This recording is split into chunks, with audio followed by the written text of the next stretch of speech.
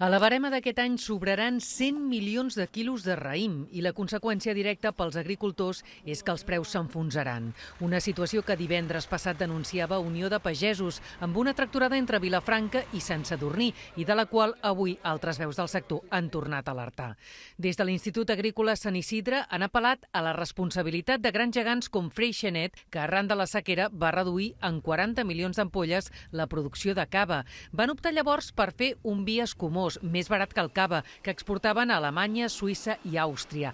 Ara creuen que és moment de recuperar els nivells de producció de cava.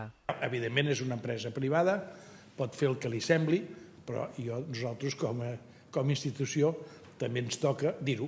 Freixenet és una marca que s'ha fet gràcies al cava i, per tant, jo crec que ha de retornar en un moment determinat una certa situació de sentit comú i de manteniment d'un equilibri econòmic d'una comarca que aquest sector és imprescindible perquè aquesta comarca funcioni.